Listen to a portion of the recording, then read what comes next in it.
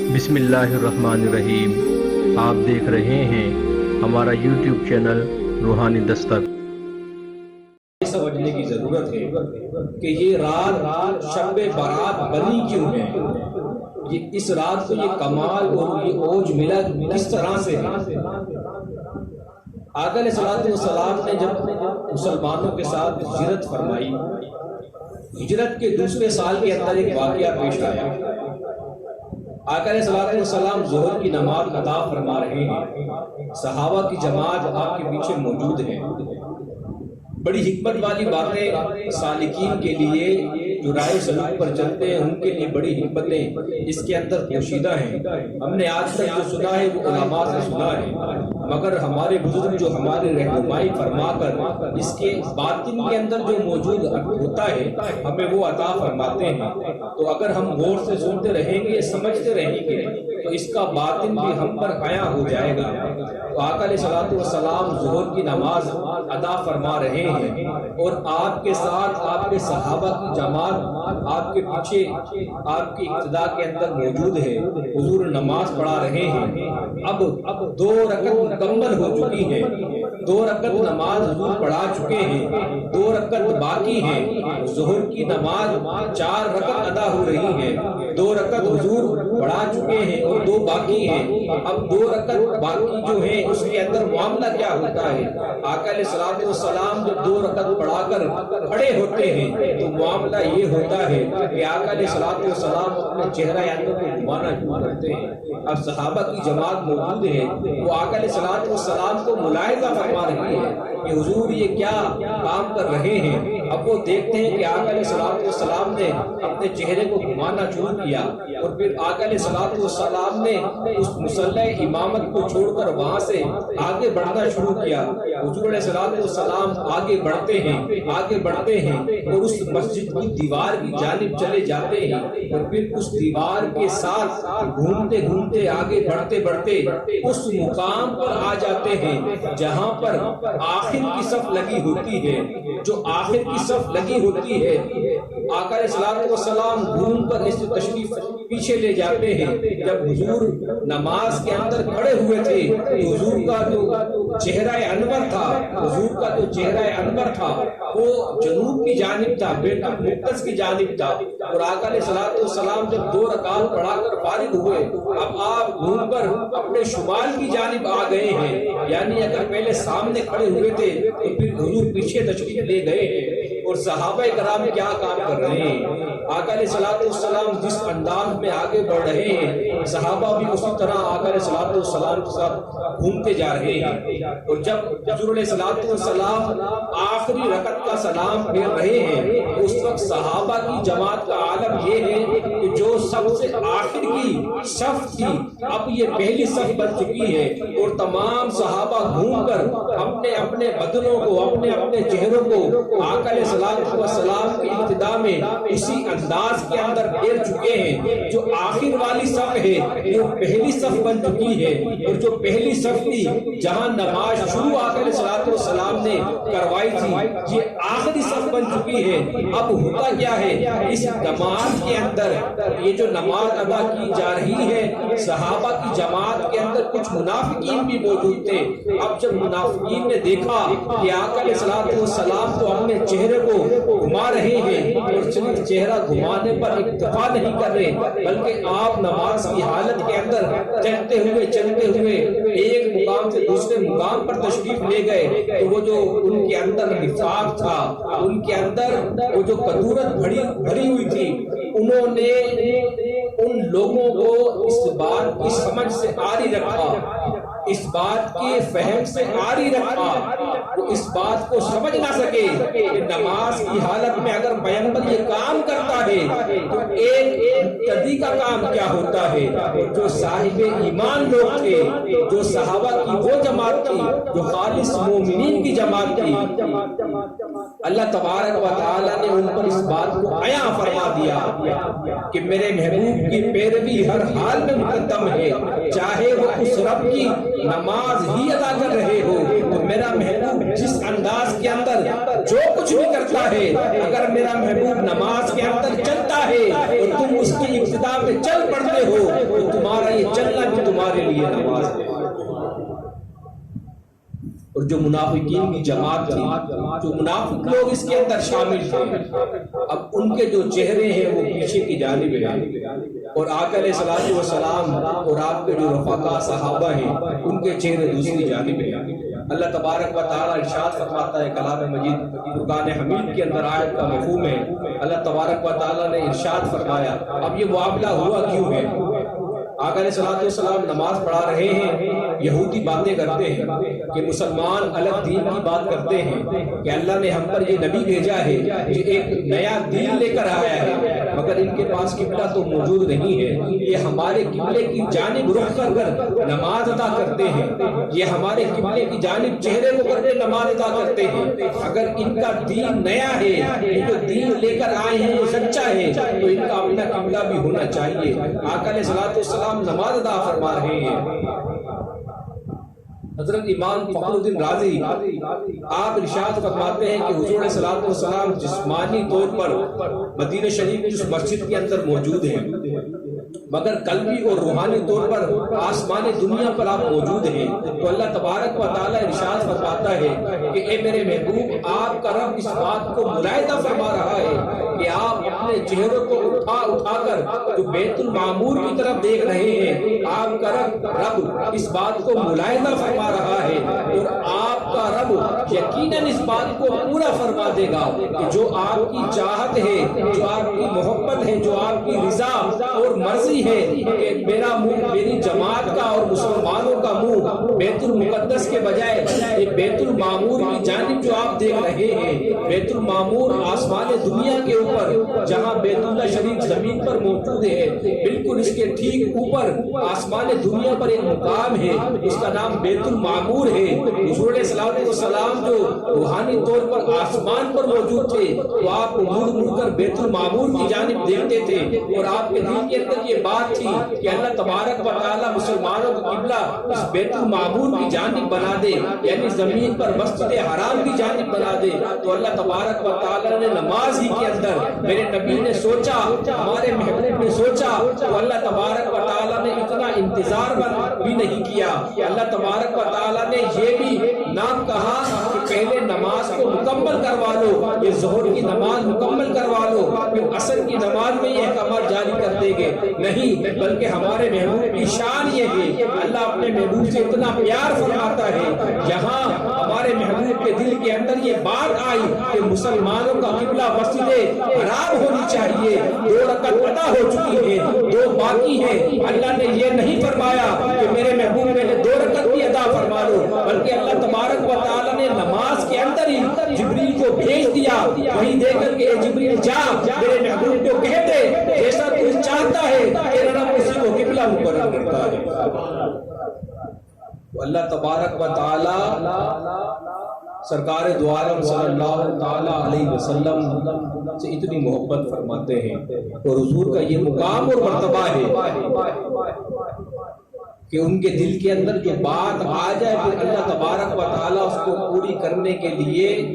ایک ساتھ بھی دیر کو برداشت نہیں فرماتے، بلکہ جہاں محبوب کے دل میں کوئی بات آئی اور اللہ تبارک و تعالیٰ اس کو پورا فرما دیتے ہیں۔ اور اسی آیت کے اندر پھر آگے اللہ تبارک و تعالیٰ نے ارشاد فرمایا کہ مسلمانوں کا یہ قبلہ جو آج تبدیل ہوا ہے، اللہ تبارک و تعالیٰ یہ قبلہ پہلے بھی تو عطا فرما سکتے تھے کہ تمہارا دین نیا ہے، تم نیا کلمہ لے کر آئے ہو، اب جو تم پر ایمان لائے ہم تو یہ کہو کہ وہ بیت الحرام کی طرف اپنا منہ کر کر اپنا رخ کر کے نماز ادا کریں، نہیں، اللہ تبارک و تعالیٰ نے آگے ارشاد فرمایا کہ اے میرے محبوب، آپ کو جو اس سے پہلے قبلہ عنایت کیا گیا تھا، آپ کو جو اس سے پہلے بیت المقدس کی جانب چہرہ کر کے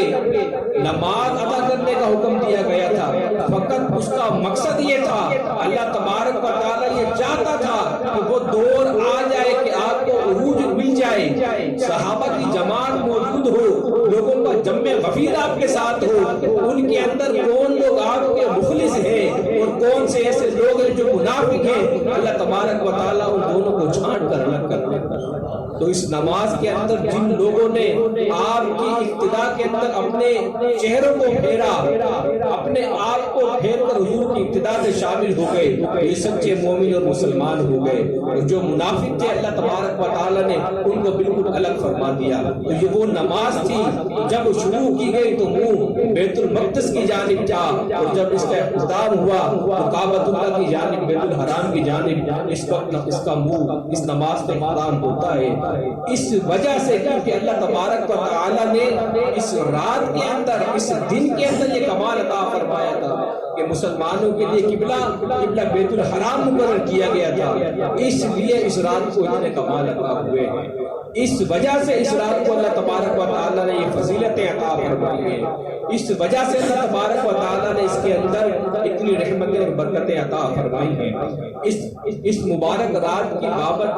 بے شمار احادیث ہیں جن میں آقا علیہ الصلوۃ والسلام نے اس کی برکتوں اور رحمتوں کا ارشاد فرمایا۔ چنانچہ ارشاد فرمایا، حدیث پاک کا مفہوم ہے، آقا علیہ السلام نے ارشاد فرمایا کہ جب یہ 15 شعبان کی رات آتی ہے، اللہ تبارک و تعالی آسمان دنیا سے اپنی مخلوق کی جانب مجلہ ہوتے ہیں، اپنا اجلا فرماتے ہیں، ان کی جانب متوجہ ہوتے ہیں، اور متوجہ ہو کر یہ ایک منادی کی جاتی ہے، اعلان کیا جاتا ہے کہ کیا کوئی ایسا ہے جو مغفرت چاہتا ہے، کیا کوئی ایسا ہے جو اللہ سے اللہ کی بارگاہ میں تائب ہونا چاہتا ہے، کیا کوئی ایسا ہے جو روزی کا متلاشی ہے، کیا کوئی ایسا ہے جو اولاد چاہتا ہے، کیا کوئی ایسا ہے جو دین چاہتا ہے، کیا کوئی ایسا ہے جو فلاح چاہتا ہے، کیا کوئی ایسا ہے جو اپنے دامن کے اندر اللہ کی نعمتوں اور برکتوں کو بھرنا چاہتا ہے۔ حضور نے ارشاد فرمایا کہ جیسے ہی 14 شعبان کا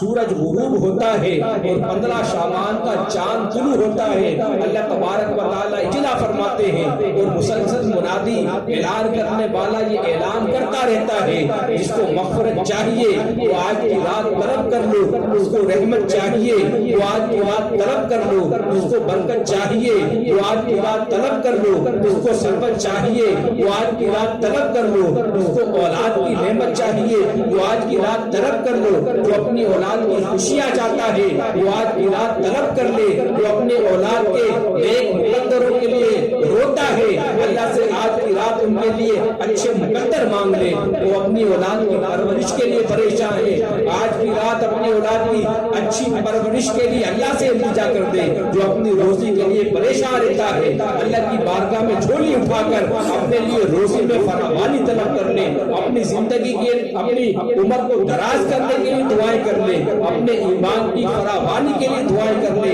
اپنے ایمان کے بڑھانے کے لیے دعائیں کر لے، صراط مستقیم پر گامزد ہونے کے لیے دعائیں کرتا رہے۔ الغرض حضور نے فرمایا کہ منادی کرنے والا یہ اعلان کرتا رہتا ہے یہاں تک کہ صبح طلوع فجر طلوع ہو جاتی ہے، سورج نکل آتا ہے، اللہ تبارک و تعالی اس وقت تک یہ اعلان کرتا رہتا ہے۔ پھر حضور نے فرمایا کہ اس رات کے اندر عبادت کرو، اس رات کے اندر قیام کرو، اللہ سے التجائیں کرو، اللہ سے سوال کرو، اللہ سے اپنے دامن کے اندر مرادیں بھرنے کے لیے جھولیوں کو پھیلاؤ، اور جب رات بھر قیام کر لو اس کی بارگاہ میں کھڑے رہو تو پھر دن کا انداز اس انداز کے ساتھ کرو، جب تمہارا دن ہو تو وہ اس انداز کے ساتھ ہو کہ جب اس کی صبح ہو تو تم روزے کی حالت میں ہو جاؤ۔ رات کو اللہ کی بارگاہ میں قیام کرو، التجائیں کرو، دعا کرو، اور 15 شعبان کا پھر روزہ رکھو۔ اور ایک اور جگہ ارشاد فرمایا کہ یہ وہ رات ہے جس میں اس دنیا کے اندر آنے والی جتنی ارواح ہیں ان کے متعلق جو دفتر ہوتا ہے اللہ تبارک و تعالی وہ فرشتوں کے سپرد فرما دیتا ہے۔ 15 شعبان سے اگلے سال کی 15 شعبان تک کتنی روحیں ایسی ہیں جنہوں نے اس دنیا کے اندر آنا ہے، کتنے بچوں نے اس دنیا کے اندر آنا ہے، اور کتنی روحیں ایسی ہیں، کتنے لوگ ایسے ہیں جنہوں نے اس 15 شعبان سے اگلی 15 شعبان تک اس دنیا سے رخصت ہو جانا ہے۔ ان تمام کا جو دفتر ہوتا ہے اللہ تبارک و تعالیٰ فرشتوں کے سپرد فرما دیتے ہیں۔ تو حضور نے ارشاد فرمایا کہ یہ وہ وقت اور وہ گھڑی ہے جس کے اندر نامہ اعمال تبدیل ہوتے ہیں، اس لیے میں چاہتا ہوں کہ جب میرا نامہ اعمال تبدیل ہو اس وقت ہی میں روزے کی حالت میں ہوں، اور جب میرا نیا نامہ اعمال لکھا جا رہا ہو اس وقت بھی میں روزے کی حالت میں ہوں۔ اسی لیے آقا علیہ السلام نے اپنی اس گناہگار امت کو ارشاد فرمایا ہے کہ جب 15 شعبان ہو اس رات کے اندر قیام کرو کہ تمہاری زندگی کی پہلی رات ہے، اور جب تمہاری صبح ہو تو اس میں دن کا روزہ رکھو کہ تمہاری زندگی کا یہ پہلا روزہ ہو۔ اگر تمہارے نام کا دفتر جمع ہو چکا ہو اور تمہاری روح اس دار فانی سے کوچ کرنے والی ہو تو تمہارے نام اعمال میں لکھا جائے اس نئے سال کے اندر جو پہلی رات تھی اس میں اے یا رب جس نے تیری عبادت کی تھی، میں تجھ سے التجائیں کرتا رہا تھا، میں تجھ سے فریادیں کرتا رہا تھا، میں تجھ سے مغفرت طلب کرتا رہا تھا، یہ تیری بارگاہ میں استغاثے پیش کرتا رہا تھا، اور تیرے نام اعمال کے اندر لکھا جائے کہ یہ بندہ تو دنیا سے جا رہا ہے کہ میرے مولا جب اس نے دنیا کے اندر اپنی اس پہلی صبح کا آغاز کیا تھا تو اس کا آغاز بھی اس انداز میں کیا تھا کہ تیری ذات کے لیے روزے کے ساتھ تھا، تیری ذات کے لیے روزے کو رکھا ہوا تھا، تیری ذات کے لیے تقوی اختیار کرنے کے لیے روزے کو اختیار کیا ہوا تھا۔ اس لیے ہم تمام بھائیوں کا یہ کام ہے ہم خود بھی اس رات کے اندر عبادت کریں، اپنے گھر والوں کو بھی اس کی جانب مائل کریں۔ صبح میں جب دن طلوع ہو تو ہمت کر کے آج کے دن ہم یہ ارادہ کریں، یہ نیت کر لیں کہ صبح کا روزہ رکھ لیں گے تاکہ آقا علیہ السلام کو جو ارشاد ہمارے وقتوں کو تبدیل کرنے کے لیے ہے، ہمارے مقدروں کو جگانے کے لیے ہے، اللہ کریم ہمیں اس پر عمل کرنے کی توفیق عطا کرے۔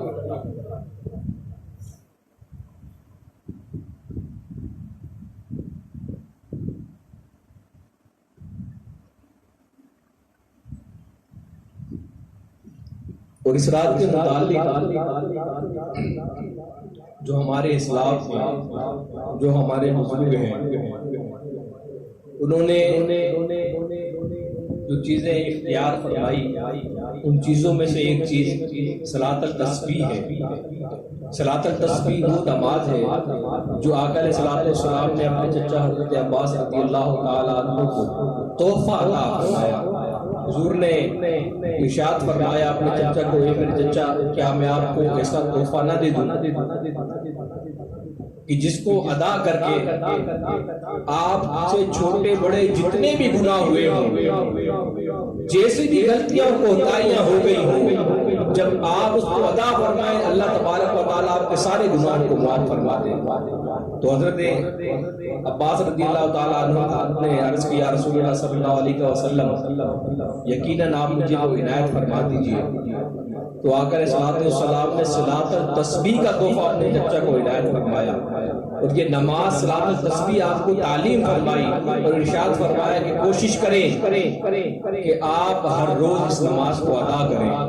اور اگر ہر روز ادا نہ کر سکیں تو کم از کم ہفتے میں ایک مرتبہ ادا کی جائے، اور ہفتے میں بھی ایک مرتبہ ادا نہ کر سکیں تو کم از کم مہینے میں ایک بار ادا کی جائے،